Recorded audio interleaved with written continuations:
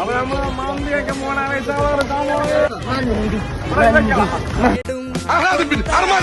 ഞാൻ ബാച്ചിലറാ. എന്റെ അച്ഛനും ഒരു ബാച്ചിലറാണ്.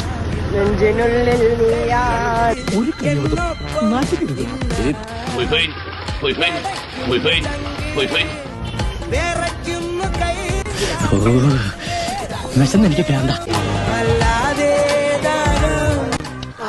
കണ്ടോ, വലിയ പണക്കാരാണെന്ന് തോന്നുന്നു. എന്തൊരു തീറ്റയാണ്.